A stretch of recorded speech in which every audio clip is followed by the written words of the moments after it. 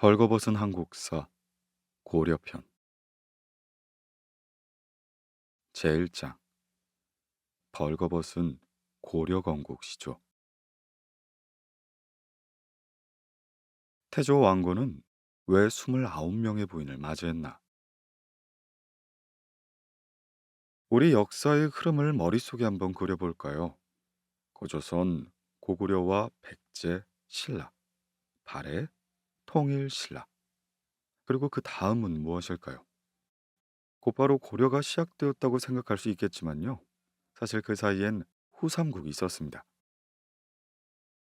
때는 통일 신라 말, 진골 귀족 간의 끊임없는 왕위 다툼이 이어지면서 신라는 중앙 집권이 흔들릴 만큼 극심한 혼란에 빠졌습니다. 그리고 그 틈에 각 지방에서는 호족 세력이 강한 경제력과 군사력을 바탕으로 힘을 키워갔죠. 신라가 휘청거리는 틈을 타 한반도에 독자적인 나라를 세운 인물들도 등장했습니다. 지금의 전주인 완산주의 도읍을 정하고 후백제를 세운 견훤과 오늘날의 개성인 송악의 도읍을 정하고 후 고구려를 세운 궁예가 되죠. 이렇게 한반도에 후백제, 후 고구려, 신라 세 나라가 존재했던 시기를 후 삼국시대라고 부릅니다. 이처럼 쓰러지는 세력과 떠오르는 세력이 한반도에 뒤엉켜 시끌시끌한 나날을 보내고 있는 가운데 마침내 이 혼란을 평정하고 후삼국을 통일한 인물이 있었습니다. 바로 고려를 세운 태조 왕건입니다. 후 고구려의 장군이었던 왕고는 궁의 오른팔 같은 존재였습니다. 그러나 궁예가 실정을 거듭하며 민심을 잃자 여러 신료 및 호족들과 함께 궁예를 몰아내고 고려를 건국했죠. 그렇게 고려의 제1대왕 태조 왕건이 된 것입니다. 그리고 그런 그에겐 독특한 이력 하나가 있는데요. 부인을 무려 29명이나 맞은 것입니다. 그렇다면 그는 대체 왜 이렇게나 많은 부인을 곁에 들인 걸까요? 그리고 고려가 태동하던 시기엔 한반도에선 무슨 일이 벌어졌던 걸까요? 지금부터 태조 왕건을 둘러싼 놀라운 이야기를 벗겨보겠습니다.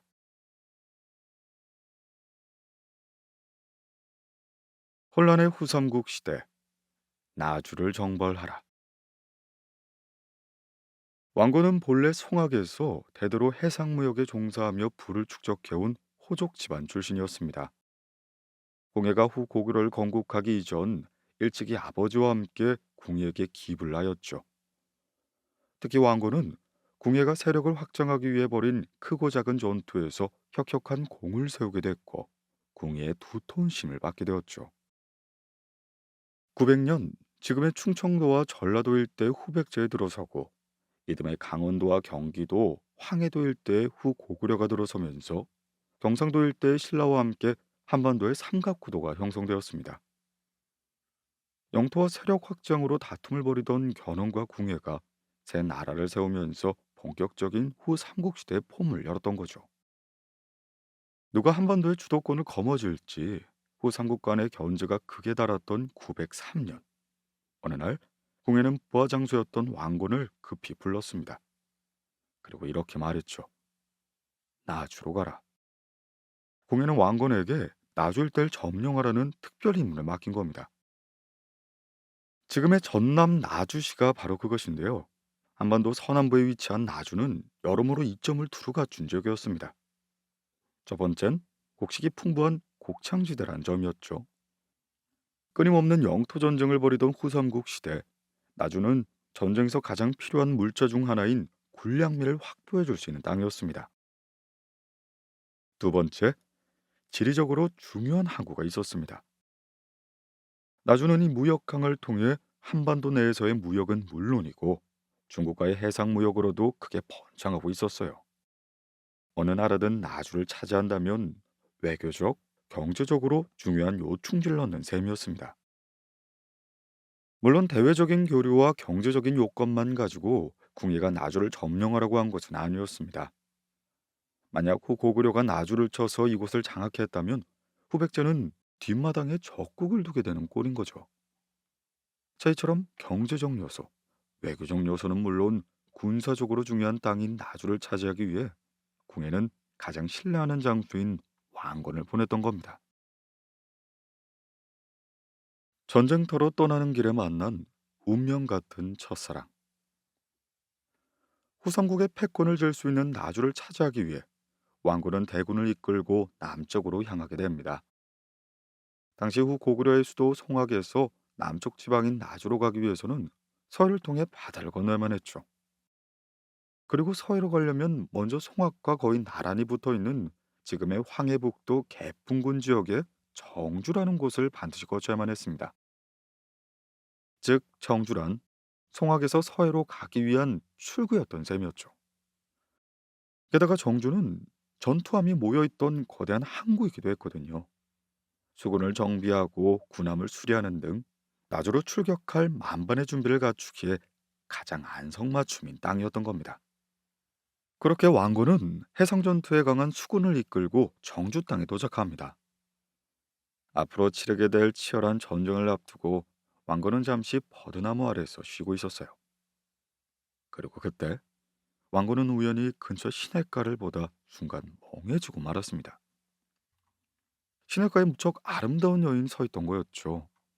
왕건의 인생을 180도 바꿔버릴 운명적인 상대를 맞닥뜨린 것입니다.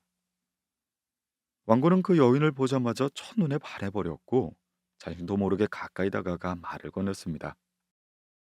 그대는 어느 집 딸입니까? 그러자 여인은 수줍은 듯이 말했죠. 이골 장자 집 딸입니다. 여기서 장자란 큰 부자이면서도 덕망이 있고 신분이 높은 사람을 뜻합니다. 여인의 아버지 유천궁은 정주 지역의 거부이면서 마을 사람들의 존경을 한몸에 받고 있는 장자라고 부르고 있었죠. 한마디로 왕건이 첫눈에 반했던 여인은 정주의 유력자였던 유씨 집안의 딸이었던 겁니다. 운명처럼 만난 상대를 놓치고 싶지 않아서 그랬을까요? 왕건은 홀린 듯 여인을 따라 그녀의 집에 가게 됩니다.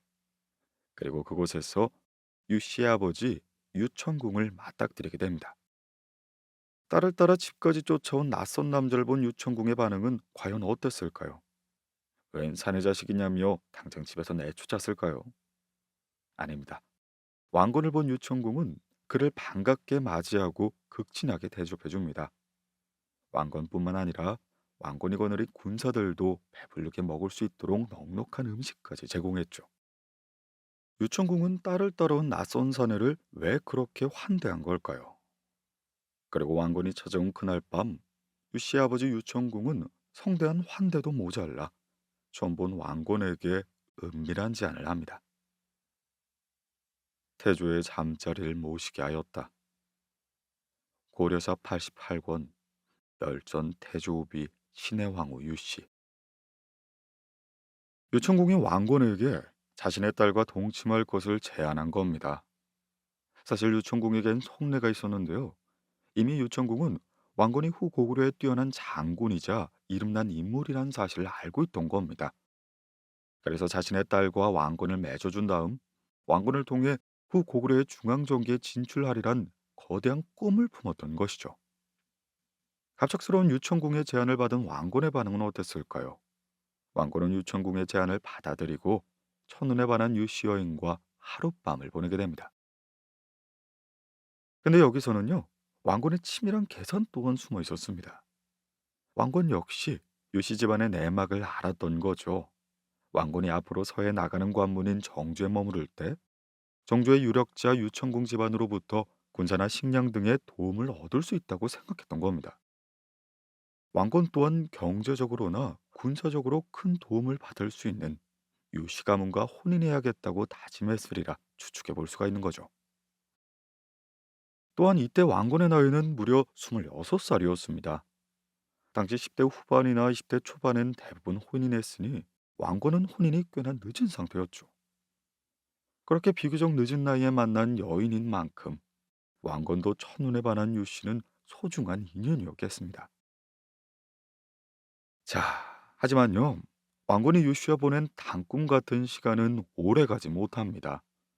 정식으로 혼례를 치르기도 전에 왕건이 유씨를 정주에 두고 훅 떠나버린 것이죠. 왕건에겐 처리해야 할 본분이 있었기 때문이었는데요.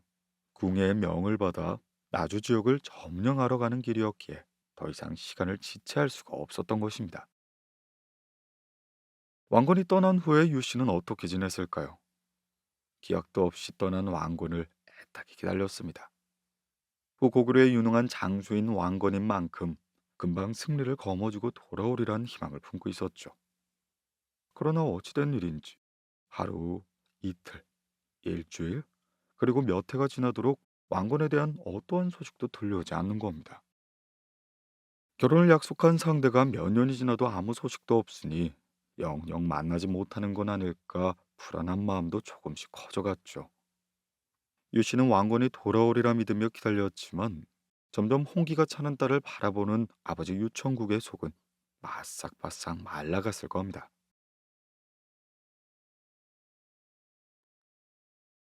왕건을 기다리다 비구니가 된 유 씨. 유 씨가 왕건을 기다리는 동안 몇 년의 시간이 흘렀습니다. 그러던 어느 날 유 씨는 모두가 깜짝 놀랄 만한 충격적인 선택을 하게 되죠. 비구니가 되기로 결심한 것입니다. 유 씨는 가만히 있다가는 자신의 마음과 달리 왕건이 아닌 다른 남자의 아내가 될지 모른다고 생각했던 것 같습니다. 차라리 비구니가 되어 왕건을 기다리겠다는 엄청난 결심을 한 것입니다. 그렇게 절로 들어간 유 씨는 세상과 단절하며 홀로 긴 세월을 보내게 되죠. 그런데 아무리 전쟁 중이라고 하지만 왕건은 왜 유 씨에게 소식조차 전하지 못했을까요? 사실 왕건이 유 씨에게 연락하지 못했던 이유가 있었습니다.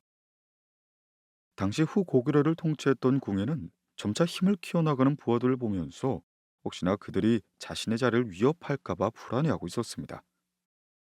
특히 왕건은 후고구려의 대표 장수인데다 궁예가 오른팔로 인정했던 유력 세력이었으니 견제 대상 1순위였었던 거죠. 삼엄한 분위기 속에서 왕건이 정주의 호족인 유청군과 가깝게 지낸다는 소식이 궁의 귀에 들어가게라도 한다면 궁의 견제는 더욱더 커질 수가 있었겠죠. 궁예는 이미 왕건의 세력을 견제하기 위해 905년 후 고구려의 수도를 왕건 가문의 근거지였던 송악에서 강원도 철원으로 한 차례 이전하기도 했었습니다. 궁예 역시 호족을 등에 업고 세력을 키워나갔던 경험이 있었으니 자칫 왕건의 세력이 더 커져간다면 후 고구려의 왕인 자기에게 반기를 들지 모른다고 끊임없이 의심을 했던 거죠. 이러한 궁의 의심을 피하였던 왕건 역시 유청궁의 가문을 멀리하고 유씨와의 혼례를 뒤로 미룰 수밖에 없었던 겁니다. 그렇게 유씨가 비구니로 출가한 사이 왕건은 몇 년간 계속된 나주 점령전으로 고군분투하고 있었습니다. 치열한 접전을 해오던 왕건은 909년 후 백제로부터 나주 지역을 완전히 빼앗는 데 성공하게 되죠. 왕건이 유씨가 있던 정주를 떠나 전쟁을 시작하고 무려 6년 만에 이룬 쾌거였습니다.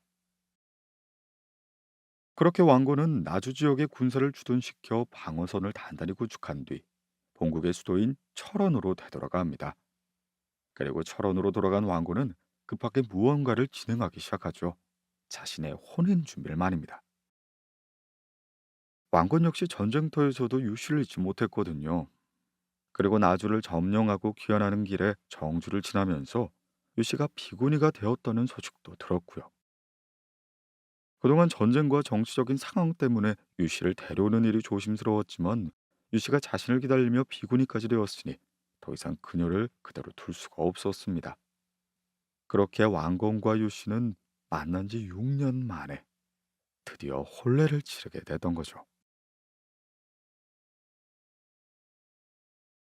두 번째 혼맥과 첫 아이의 탄생. 요충지였던 나주 땅까지 점령하고 난 뒤 왕건은 이제 유씨와 애틋한 신혼생활을 즐기기만 하면 되었을까요? 그런데 두 사람이 혼인하고 얼마 뒤 왕건은 갑자기 새로운 식구라며 또 다른 한 사람을 집안에 들였습니다. 오 씨는 나주 사람이다. 태주가 불러 사랑하였다. 고려사 88권 열전 태조우비 장하왕 오 씨. 왕건이 유 씨와 혼인한 지 얼마 되지 않아 나주 지역 출신의 오 씨와 사랑에 빠졌던 거예요. 심지어 왕건은 오씨와 정식으로 혼례까지 치릅니다. 대체 왕고는 자신을 기다려준 첫째 부인 유씨를 두고서 금세 또 다른 부인을 맞이했던 걸까요? 왕건이 잇따라 혼인을 치르게 된 사건의 전말은 이렇습니다. 왕고는 나주를 점령한 뒤 다시 철원으로 돌아와서 군사들이 있는 나주를 자주 오갔습니다. 나주를 호시탐탐 되찾으려는 후백제의 견훤의 움직임을 견제하기 위해서였죠. 그러던 어느 날 여느 때와 다름없이 나주로 출진한 왕건의 눈앞에 기이한 광경이 펼쳐지죠. 저 멀리 오색 구름이 자욱한 모습이 나타난 겁니다. 왕건은 신기해하며 오색 구름이 자욱한 곳으로 홀린 듯이 다가갔습니다. 그때 선녀같이 아름다운 한 여인이 우물가에서 빨래를 하고 있는 게 아니겠습니까? 마침 목이 탔던 왕고는 여인에게 목이 마르니 물 한 바가지를 주시겠소 라고 청했습니다. 그러자 오씨는 물 한 바가지를 뜨더니 그 위에 버들잎을 넣어 왕곤에게 주었죠. 의아했던 왕곤이 말했습니다. 왜 나뭇잎을 띄어서 주는 것이오? 오씨가 이렇게 대답했죠. 급히 물을 마시면 체할지 모르니 천천히 드시도록 버들잎을 띄운 것입니다. 왕군은 오씨의 깊은 마음과 지혜로움에 완전 반하게 되었고 이내 두 사람 사이에 사랑의 감정이 싹텄습니다. 왕군은 오씨와 하룻밤을 보내며 그렇게 오씨를 두 번째 부인으로 맞이하게 된 것이죠. 왕군과 오씨가 극적으로 만난 이 이야기는 나주에 전해져 내려오는 설화에서 확인할 수 있습니다. 하지만 왕군의 두 번째 결혼에도 숨겨진 뒷이야기가 있죠. 이번 결혼 역시 왕고는 오씨에 대한 사랑의 감정뿐만 아니라 정치적 판단도 포함되었던 겁니다.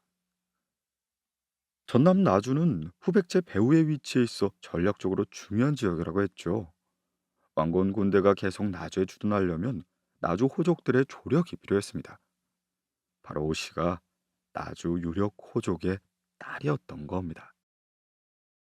왕건은 야망이 있는 인물이었습니다.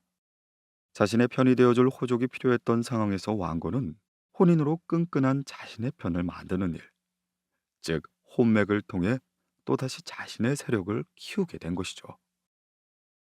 왕건이 첫째 부인 유씨를 두고 둘째 부인 오씨마저 들인 상황에서 두 부인의 심정은 어땠을까요? 아무래도 서로 눈치를 보며 견제할 수밖에 없었겠죠. 이렇게 서로 견제를 한 건 두 부인의 아버지도 마찬가지였습니다. 당시 결혼이란 지방과 지방 간의 결합이라고 봐도 무방했습니다. 그렇게 정주 지역의 유 씨의 아버지, 나주 지역의 오 씨의 아버지도 자신들의 권력을 위해 서로 견제하지 않았을까요? 왕건이 두 명의 부인을 들이고 결혼 생활을 이어가던 912년, 드디어 왕건의 첫 아들이 탄생합니다.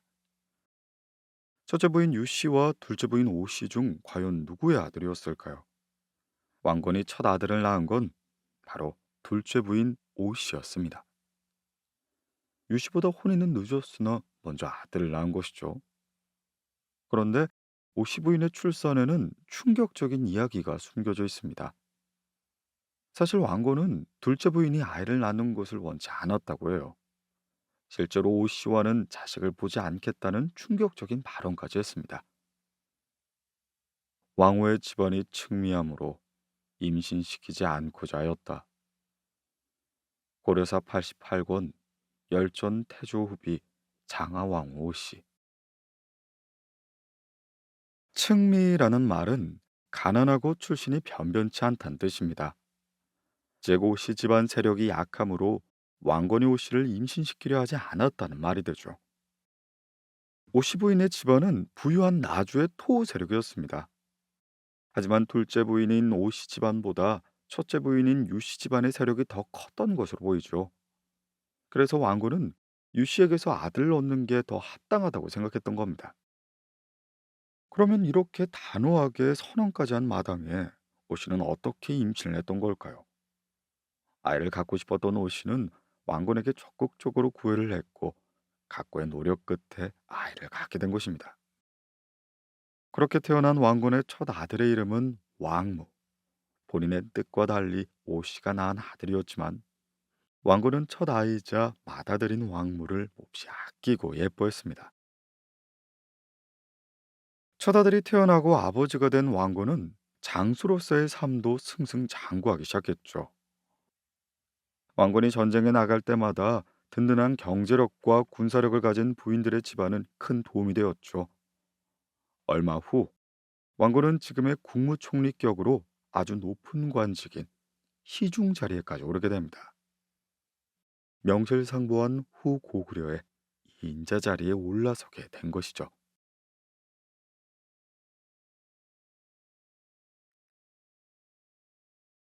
새로운 왕으로 추대되다 918년 6월 15일 인적이 드문 캄캄한 밤에 후 고구려의 지축을 흔들 만한 사건이 벌어지게 됩니다.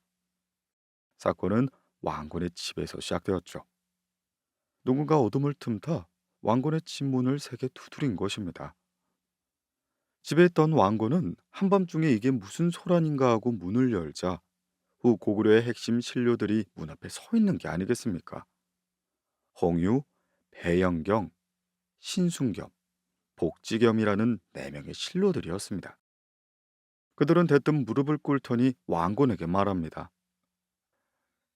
지금 정치가 어지럽고 나라가 위태롭습니다. 폭군을 물리치고 새로운 왕이 되어 주십시오. 바로 자신들이 일으킬 혁명의 수장이 되어 달란 말이었습니다. 후 고구려를 이끄는 핵심 신료들이 지금의 왕을 몰아내겠다니 이게 과연 어찌된 일일까요? 이때 후 고구려의 왕이었던 궁에는 병적으로 주변 사람들을 의심하고 있었습니다.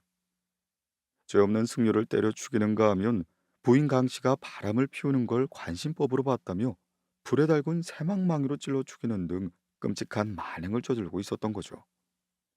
궁의 폭정에 견디나 못한 신료들이 뛰어난 능력과 폭력까지 갖춘 왕건을 새로운 왕으로 추대하려고 남몰래 찾아왔던 겁니다. 신료들의 간곡한 청을 들은 왕건은 정색하며 단호하게 거절합니다. 아무리 포악한 군주라도 충심을 가져야 할 신하가 군주를 칠 수는 없어. 왕건을 새로운 왕으로 세우겠다는 신료들과 이를 완강히 거절하는 왕건, 의견차를 좁히지 못하는 그들 앞에 예상치 못한 인물이 등장합니다. 바로 왕건의 첫째 부인 유씨가 되죠. 유씨는 왕건에게 직접 갑옷을 입혀주며 신료들의 말대로 혁명을 일으켜야 한다고 강하게 밀어붙입니다. 거사가 잘못될 경우 집안 전체에 위기를 가져올 수 있는 위험을 무릅쓰고 유씨는 고민하던 왕건을 설득하기 위해 나선 거죠. 그렇게 확신에 찬 유씨의 표정을 본 왕건은 잊고 중대한 결정을 내릴 수가 있었습니다. 그대들의 뜻대로 새로운 왕이 되겠소. 신료들의 설득엔 절대 거사를 일으킬 수 없다고 했었던 왕건이 유씨의 설득으로 마음을 바꾸게 된 것이죠. 마침내 왕건은 부하들을 이끌고 궁궐로 향했습니다. 이때 왕건을 지지하며 뒤따르는 자들은 과연 얼마나 되었을까요? 무려 1만여 명이었다고 합니다. 왕건은 많은 백성들의 지지 아래 궁궐에 입성할 수 있었고요. 그 고구려를 세웠던 궁에는 결국 백성들의 손에 살해당하고 맙니다. 그렇게 하루아침에 왕위에 오른 왕건, 그는 새로운 나라 고려를 건국하게 됩니다. 그리고 왕건의 두 부인은 당당히 고려의 왕후 자리에 올라 훗날 유씨는 신의 왕후, 오씨는 장하왕후란 호칭을 얻게 됐죠. 그러나 왕건이 즉위한 지 불과 4일 후인 918년 6월 19일 예상치 못한 사건이 벌어지게 됩니다. 궁궐에서 조정 신료들과 국정을 논의하던 왕건에게 커다란 위험이 닥치게 된 것이죠. 환성길이 부하 50인과 함께 무장을 하고는 곧장 태조를 해치려 하였다. 고려사 117권 반역 환성길. 궁궐 수비를 담당하던 장군 환성길이 역심을 품고는 부하 50명을 무장시킨 후 새 나라의 왕을 죽이겠다며 왕건을 습격했던 것이죠. 다시 말해 궁궐 한복판에서 왕건의 목숨을 노린 영모 사건이 발생했던 겁니다. 그렇게 환성길이 쳐들어왔을 때 왕건은 완전히 무방비 상태였습니다. 어느새 왕건 앞에 당도한 환성길은 칼을 겨누며 위협적으로 다가왔어요. 새날을 일으킨 지 얼마 되지 않아 닥친 시련. 왕건의 목숨은 바람 앞에 촛불처럼 위태로워 보였습니다. 그런데 어찌된 일이었을까요? 칼을 겨눈 환성길 앞에서 왕건은 눈 하나 깜빡하지 않고 태연하게 그를 쳐다봤습니다. 그리고 이렇게 말했습니다. 짐이 비록 신하들의 힘으로 왕이 되었건만 이게 어찌 하늘의 뜻이 아니겠는가? 왕건의 호통에 깜짝 놀란 환승길은 부하들을 데리고 불이 나게 도망쳤습니다. 왕건이 절체절명의 상황에도 당당하니 환성길은 매복한 군사가 있는 게 분명하다 생각했던 거죠. 그럼 정말 매복한 군사가 있었을까요? 전혀 아니었습니다. 왕건은 생명 위협한 상황에서도 침착하게 강인한 기백만으로 영모자를 물리쳤던 것이었죠. 이렇듯 환성길이 일으킨 연모 사건은 혼란스러웠던 고려 초기의 상황을 여실히 보여줍니다. 갑자기 나라의 주인이 바뀌다 보니 혼란한 정국과 민심이 흉흉할 수밖에 없었던 거죠. 모든 신료와 호족들은 진심으로 왕권을 인정한 게 아니었습니다. 왕을 호위해야 할 군사로부터 도리어 목숨을 위협받을 만큼 어수선한 내부 상황과 호시탐탐 고려를 치려고 기회를 엿보는 후 백제까지 이때의 왕건은 자신의 왕권을 강화할 만한 뾰족한 수가 절실한 상황이었습니다.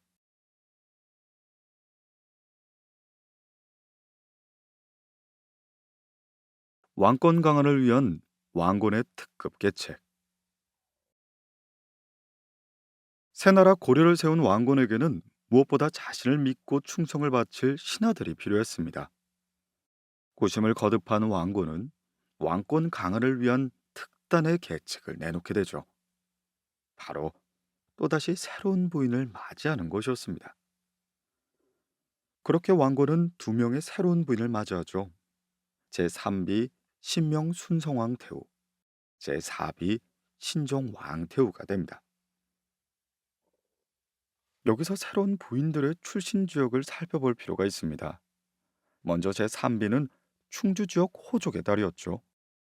충주는 한반도 중심에 위치해 있어서 후백제와 신라로 연결되는 교통의 요충지였습니다.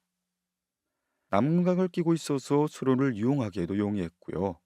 충주에는 풍부한 철이 매장되어 있는 지역이기도 했죠.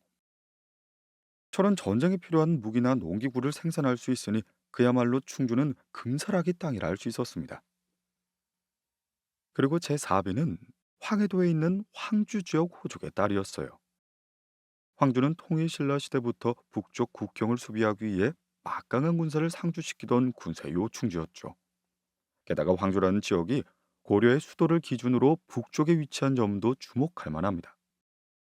만약 왕건이 남쪽에 있는 후백제와 맞서 싸웠을 때 황주 지역이 후백제와 손을 잡거나 반란을 일으키면 고려의 수도인 개경이 위험에 처해지게 됩니다.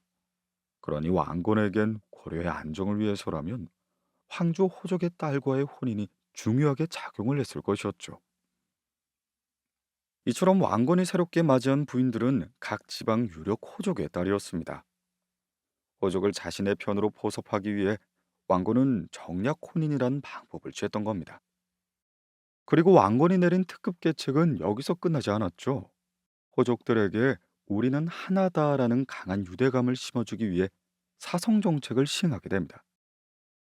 사성 정책은 성을 하사하는 정책으로서 호족들은 왕족의 왕시성 혹은 새로운 성을 받게 됩니다. 당시에 성을 갖는다는 것은 엄청난 우대를 뜻했는데요.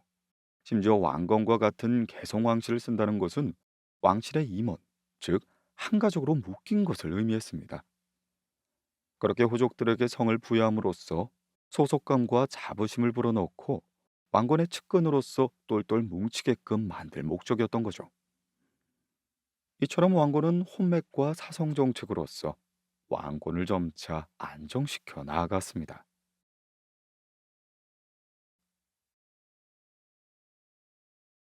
고려 왕실의 정윤 쟁탈전. 왕건이 두 명의 부인을 연달아 들인 시기쯤 왕건의 가족 관계가 또 한 번 바뀌는 일이 발생합니다. 왕건이 또 혼인을 하게 된 거죠. 새로운 부인의 이름은 정덕왕후였습니다. 그런데 정덕왕후가 왕실에 들어온 계기는 앞서 네 명의 부인과는 조금은 달랐어요. 놀랍게도 정덕왕후는 첫째 부인인 신혜왕후와 같은 정주 유씨 집안의 출신이었습니다. 첫째 부인 신혜왕후가 있는데 같은 집안의 부인을 들인 이유는 무엇일까요? 그 이유는 왕건과 신혜왕후 사이에 자식이 없었기 때문이었습니다. 혼인한 지 10년이 넘었는데도 자식 소식이 없자 정주 유씨 집안은 정덕왕후를 왕건의 새 부인으로 들이게 하는 특단의 조치를 취했던 것이었죠. 사실 신혜왕후 집안에서 후사 문제에 이토록 노심초사한 이유는 따로 있었습니다. 왕고는 당시로선 적지 않은 나이 40대에 접어들어 후계자를 정해야 할 시기가 임박했던 것이었죠. 이때 왕건의 부인들은 후계자 자리를 두고 치열한 경쟁을 벌이고 있었습니다. 고려 초기에는 왕이 계승권자를 달을 정해 혈통과 후손을 의미한 윤을 써 정윤이라 불렀습니다. 정윤은 조선시대의 세자와 같은 위치라 생각하면 되죠. 그렇게 왕실에서는 누가 정윤의 자리를 차지할 것인지가 추미의 관심사가 된 것입니다. 왕건의 자식으로는 누가 있었죠? 둘째 부인 장하왕후 사이에서 낳은 아들 왕무가 유일했죠. 그렇다면 유일한 자식이자 맏아들인 왕무를 정인으로 택하면 되지 않았을까요? 앞서 말했듯이 둘째 부인 장하왕후의 집안 때문이었습니다. 그러던 어느 날 고려 왕실의 후계 구도에 판도를 뒤집는 일이 벌어지죠. 신명왕 태후 유씨는 태자 왕태를 낳았다. 고려사 90권 열전 종실태조 소생왕자. 신명왕태후는 왕건의 제3비인 신명순성 왕태후를 말합니다. 왕건이 정윤책봉을 고민하던 그 시기 신명순성 왕태후가 왕건의 둘째 아들 왕태를 출산했던 것입니다. 신명순성 왕태후는 막강한 위세를 자랑하는 충주를 친정으로 두고 있다고 했죠. 이대로 되면 집안이 힘이 약했던 장하왕후의 아들 왕후는 후계자 전쟁에서 밀려나게 되고 권세 높은 집안의 출신인 신명순성왕 태후의 아들이 정인으로 책봉될 가능성이 높았던 거죠.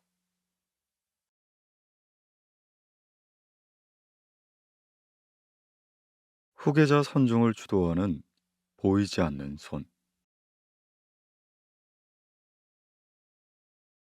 맏아들 왕무와 둘째 아들 왕태의 이파전이 계속되던 어느 날 왕건은 고려의 신료들과 정윤의 자를 놓고 열띤 논의를 이어가고 있었습니다. 바로 그때 의견이 충돌하는 신료들 사이를 뚫고 한 사람이 왕건 앞으로 나섰죠. 고려에서 용맹하기로 이름난 장군 박술이었습니다. 박술이는 당시 고려에서 관료가 받을 수 있는 최고의 품괴인 대광자리에 오른 인물이자 왕건이 깊이 신뢰하는 최측근이기도 했습니다. 그는 지금까지 왕건의 후계자 선정 논의에서 줄곧 지켜보기만 하던 입장이었는데 그랬던 박술이가 갑자기 신료들과 왕건 앞에서 이렇게 말했습니다. 폐하의 맏아들인 왕무태저를 정인으로 삼으시옵소서. 신료들은 박수리의 갑작스러운 지지 발언에 깜짝 놀랐죠. 중립을 지키고 있었던 박수리는 왜 왕무를 지지하고 나선 걸까요? 자, 그럼 왕건과 조정 신료들이 정윤의 자를 놓고 논쟁을 벌이기 전으로 시간을 되돌려 보겠습니다. 그 배후엔 왕무의 어머니인 장하왕후가 있었어요. 장하왕후는 비밀스럽게 박수를 불러들여 그에게 무언가를 쓱 내밀었습니다. 폐하께서 제게 직접 하사하신 물건입니다. 의문의 상자 안에 든 물건을 확인한 박수리는 화들짝 놀랐죠. 왕건이 장하왕후에게 선물한 물건의 정체는 고려의 왕만이 입을 수 있는 옷, 자왕포였기 때문이었습니다. 자왕포는 황금빛에 가까운 주황빛이 도는 용포로 고려 초길 왕실에서 임금이 입던 옷 중 하나였습니다. 왕건이 왕만 입을 수 있는 옷을 장어왕후에게 선물했다는 건 곧 장어왕후가 낳은 맏아들 왕모를 후계자로 밀어주겠다는 의미가 담겨 있었습니다. 박소리는 찰떡같이 왕건의 속뜻을 이해하고는 왕건의 뜻대로 왕모를 지지하는 의견을 냈던 것이죠. 왕건은 이미 오래전부터 고려 왕위를 둘러싸고 분쟁이 일어날 것을 우려하고 있었습니다.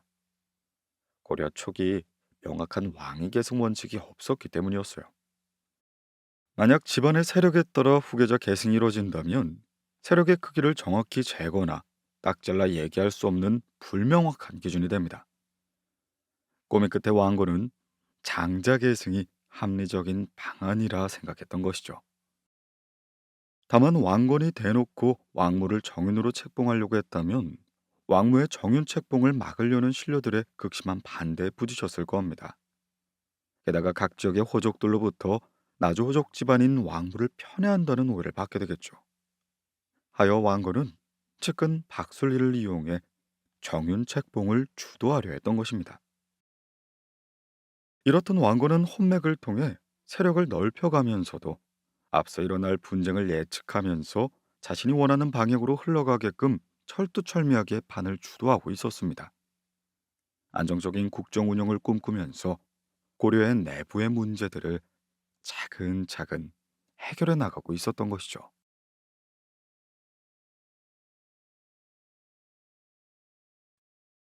파죽지세의 견언, 왕건에게 투항하다.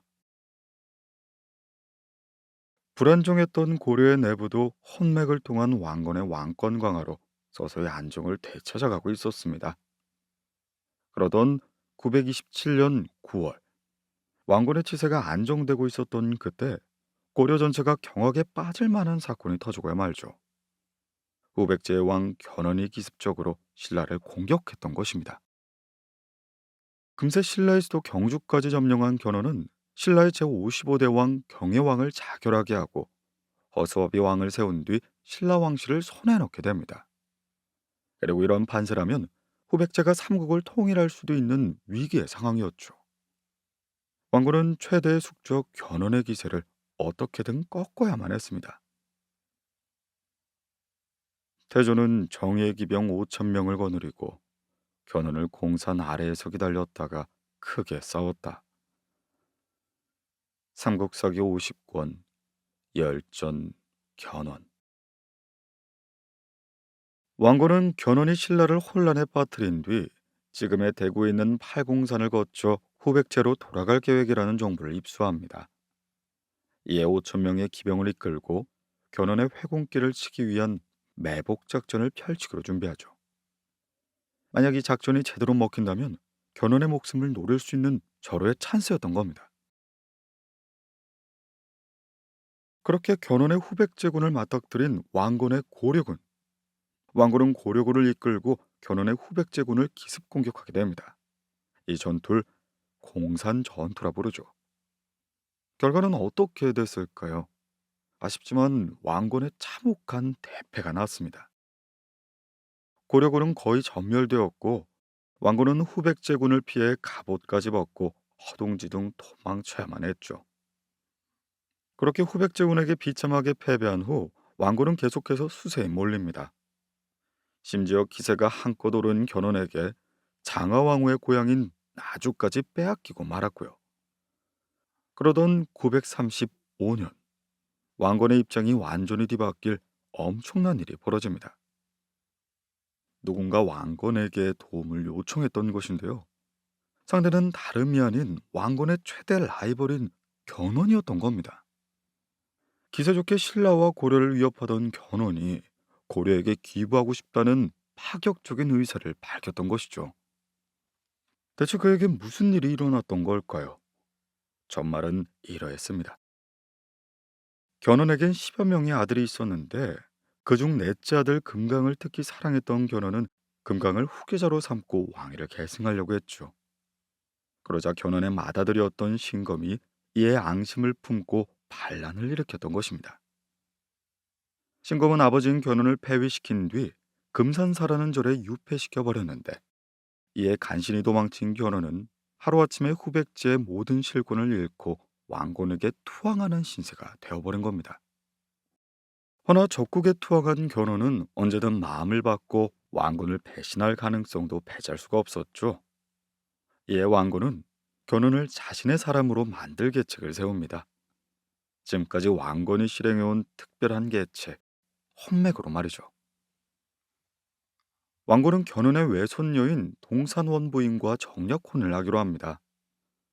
왕건이 견훤의 손녀 사이가 됨으로써 두 왕실을 한 가족으로 단단히 묶고자 한 것이죠.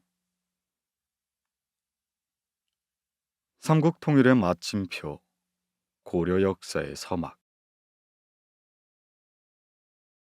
견훤이 투항하고 불과 몇 개월 뒤 또 한 번 놀라운 일이 일어났습니다. 더 이상 신라의 미래에 승산이 없다고 판단한 신라 경순왕이 왕건에게 신라를 바치며 고려에 투항하겠다고 결정한 것이죠.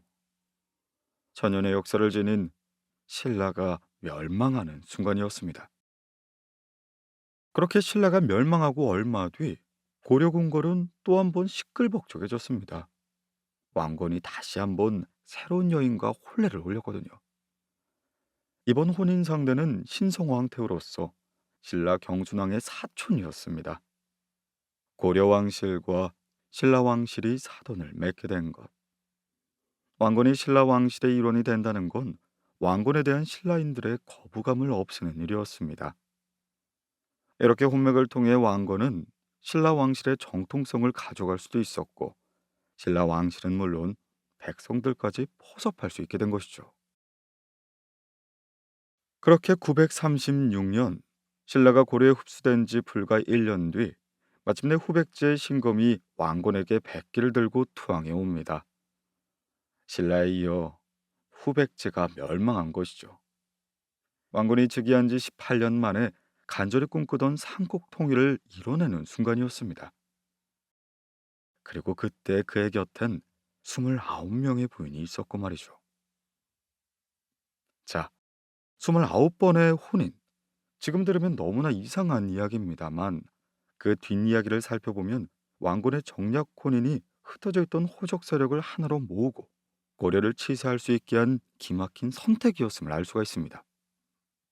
그리고 어쩌면 이 덕분에 혼란스러웠던 후삼국 시대를 통일한 나라가 후백제도 신라도 아닌 고려가 되었던 건지도 모르죠. 한반도를 통일한 고려는 이로써 500년 역사의 서막을 올리게 됩니다. 그 긴 시간 동안 우여곡절도 많았지만 눈부신 문화를 꽃피우고 주변국과 교역하며 놀라운 경제 성장을 이뤄냈죠. 11세기부터는 가까운 송나라는 물론이고 아라비아와 같은 먼 나라와도 교류하며 국제적 위상을 드러냈죠. 이때 고려 땅에 당도한 아라비아 상인들이 부른 고려의 국호가 코리아가 됩니다. 천년이 지난 지금까지도 우리나라를 뜻하는 바로 그 이름 말입니다.